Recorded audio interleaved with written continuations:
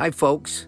This is Don Meisner with the North Country Fishing Report. Well, our sports show season is over, and it's over because now it's starting to warm up. People are not going to want to go to sports shows. They're going to want to get out and go fishing.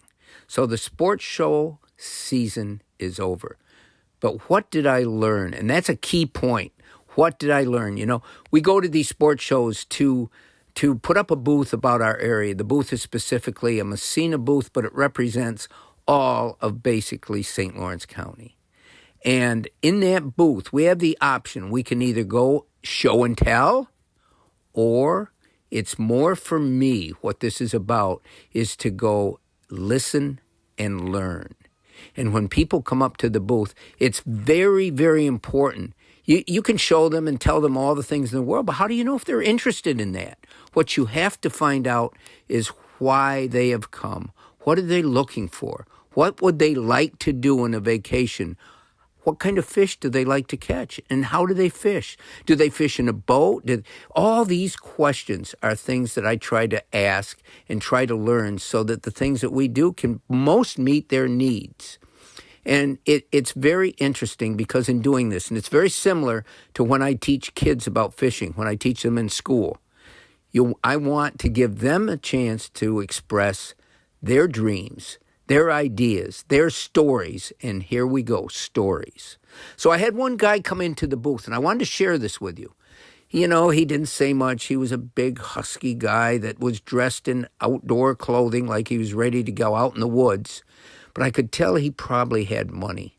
And he wasn't loud-spoken. He didn't try to over-impress. But the more we talked, the more I tried to find out what he was interested in, I learned that he had traveled basically the continent and hunting more than fishing. And so, boy, did the stories start. And you know, you can't tell when you talk to people. It really is difficult. It's almost like going on Facebook where anything can happen. People can tell you and say anything because they're stories. You can't prove them right or wrong.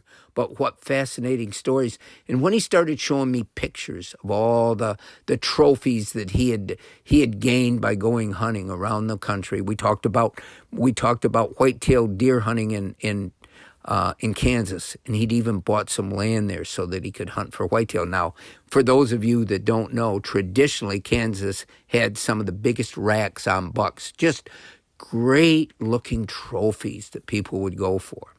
Then we talked about other things, caribou hunting in Wyoming, and he had done all this. Well, then he started telling me stories about upstate New York and the cougar that he saw one day. He was hunting. This is going back several years. He was hunting with his father and his uncle. And they had coon hunting dogs. And they were in the woods and they heard the dogs. And all of a sudden, everything was silent. And he said, we didn't know what had happened. We didn't hear a dog. We didn't know where they'd gone. And he said, something made the hair on the back of my neck stand up. And I slowly turned my head. And there were these two eyes just staring back at me. He said it was one of the most frozen moments of my life, the eeriness, the fear. And he said it was a cougar. And then just as quick as we saw the eyes, it disappeared like it never been there.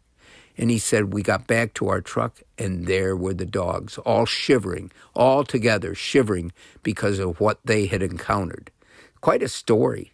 And it's part of the fun of talking about the outdoors and living in the outdoors moment.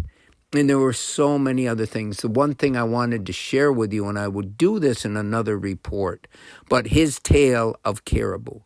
And that tale really merits being told separately because it represents a phenom that is taking place in our world right now, a phenomena, I guess is a better way to put it, that can at any day change the whole atmosphere of our environmental being of what we are here. So we'll talk about that another time.